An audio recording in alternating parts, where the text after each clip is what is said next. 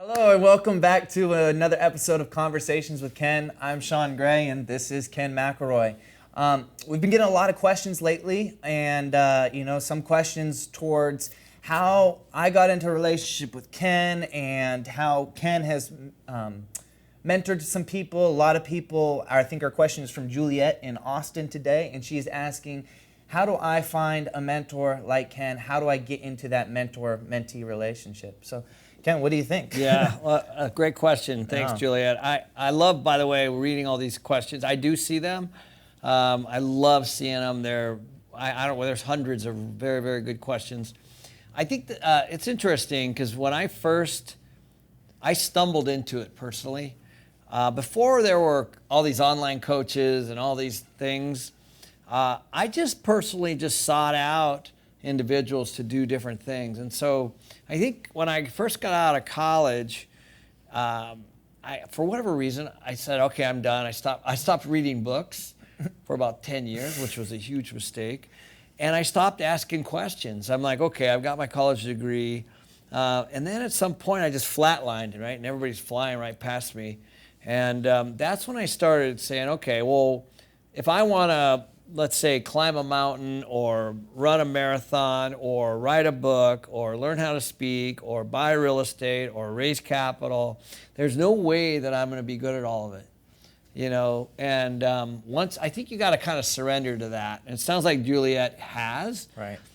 But I wanted to just address it because I don't think a lot of people, they have that ego. Yes. And they're like, I don't need any help. And I don't know, they're afraid to say maybe that they don't know. Yeah. And now it's interesting. I just got done reading, this is Ray Dalio. I love that book, by the way. Which one? The Principles book. Oh, okay. And he's one of the wealthiest guys in the world. And he basically said once he went from trying to be the smartest guy to the guy that just said, I basically don't know anything, and educate me, his life changed completely. And I think that's a big piece. It doesn't sound like Juliet is there. It sounds like she certainly is somebody who wants to learn as much as she can.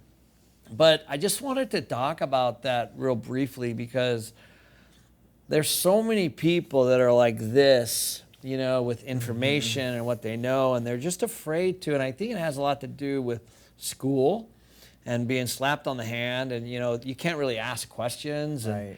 And certainly, if I'm trying to, I used to cheat, of course. That's how I got through in school. but I, and I got caught a few times. But the truth is when you get out into the business world, you can ask questions. Right. You can Google, you can pick up the phone and say, hey, what about this? What about that? And it's so different. And I think when you hold on to that so tight, it's tough. It's tough when you get out of school to know that you have all these resources. That's a big piece. Something about that too. You talked about the ego being that thing that holds us back. I think especially for my generation, the millennial generation, we're getting out of school and we feel as though we're expected to be at a certain level of competency and understanding in certain things.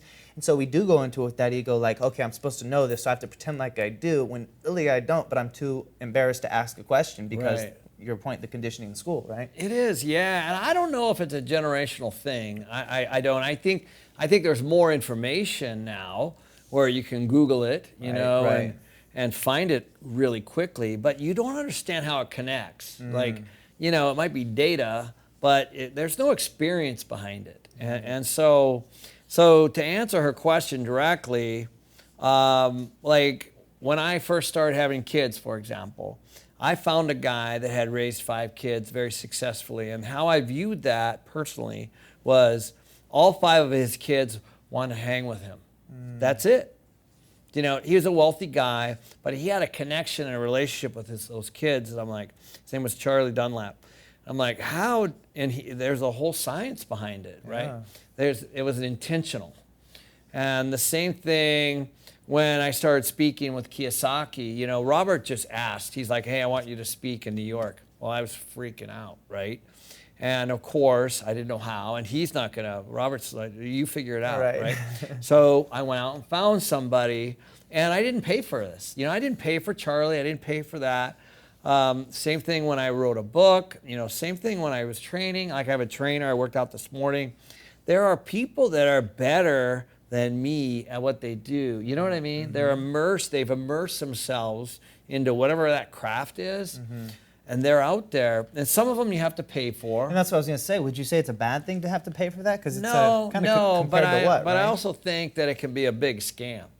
And I think people need to really be careful, because I don't believe, you can have somebody, really a coach, and I'm not bashing the coaching industry, right? Because I coached kids. I actually, this morning, saw a kid I coached football with at a lunch place. Oh, that's cool. Yeah, and he came right up to me, you know what I mean? So there are some really cool relationships between, as a coach. Right. But that was not a paid position, I can guarantee you that. But the point is you can coach. There's nothing, one thing about coaching is it just makes you accountable. A lot of times it's calling you up. Did you do what you said you're gonna do week to week? You know what I mean? Yeah. So when I would meet with Charlie, I would say, hey, what's the best way to parent a kid? What's the best way to discipline a kid? What are some of the things that you did? And, and then we get into those kinds of conversations, for example, and I didn't pay for any of that. But when you get into actual business coaching, honestly, I think my experience has been that there's so many really smart people out there. If you just ask them, hey, can I have an hour with you once a month, once a week? And a lot of times they'll say yes. Right. That was something I found with you. You were very generous with your time, which I was surprised, someone at your level, still so generous with your time. But the answer would have been no if I didn't ask. Well, I'll tell you when it would have been no is if you would have showed up the second time unprepared. Right. You know what I mean? So do what your mentor tells you to do. Right. No, seriously, because then it's just a waste of time. Right. My job is not to make you better.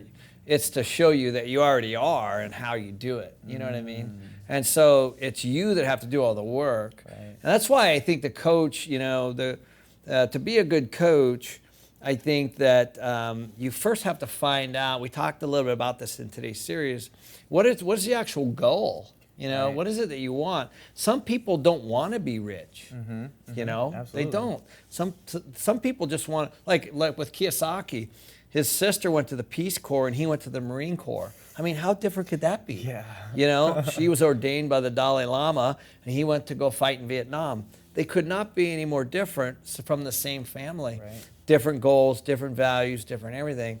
And so you have to respect that, I think, in people. And then draw that out of them, because too many people, I think, get put into things that they don't necessarily want. And I think that's the worst thing that could happen is that I know folks, for example, and I'm not picking on accountants, but let's say I have friends that went through and got their accounting degree, went to work for a big accounting firm, and now they're in this accounting world and they hate it. Got some friends like that too. Okay, so that's just an example. It's they stuck with it, and that's good. They're loyal and all that kind of stuff, but they're not happy, Right. And then I have others that are on the opposite end, right? They're floating around with a backpack and a motorcycle, you know what I mean? And then there's kind of something in between, right? Doing what they want, and maybe that is. I'm not trying to be critical of that. So let me ask you this, from a mentee standpoint. Say I've identified the best in the space that I want to know. This is who I want to learn from. How do I go about a very practical way, or in your eyes, from the mentor standpoint, a very practical way, a successful approach of a mentee asking a mentor, hey, I want to be doing what you're doing. What's that? How's that conversation go? I think it's actually super simple. Okay. First of all, there's a lot of people, whatever it is you want to do, there's a lot of people that are out there doing it well. Right. I mean, I know that for sure. And there's a bunch of ways, I think, if you just have an idea, then, and I'll give you an example. I had dinner like a month ago with a young man who is a quarterback at a big college, and he just got drafted. And he texted me last week. He says, hey, Ken, I want to write a book. Obviously he had a lot of success. And I'm thinking to myself, about what? Like, you know what I mean? Yeah. Like, you're a college senior and you just got drafted in the NFL, and he's like, on how to be a quarterback. And, so I had a conversation with him, and I'm like, okay, so who's going to buy it? Right. Like, and it's a very limited audience. And he's a really super cool kid. But, so I didn't want to take a spirit out, right? At the same time, I wanted to say, listen, why don't you do this and then write about that process? You know what I mean? Right. And so he was really excited. And so the point is he reached out to me. He lives on the East Coast, and so we're not meeting, but I just call him for 10 minutes or 15 minutes and kind of encourage him. That's a good point right there. A lot of people think, okay, I need a mentor, and it's some very structured, rigorous, 3 times a day from this, and it may be that way, right? But a lot of times, some of my best mentors are the kind that I can just shoot a text. Well, I will tell you, from people that are super busy like me, it's better. Like I called him from one appointment to the next when I had 15 minutes. Right. And I said, hey, I got 15 minutes, and I'm happy to get on the phone with you. And he's very respectful of that time. And then we've had people come to the office. We have people email.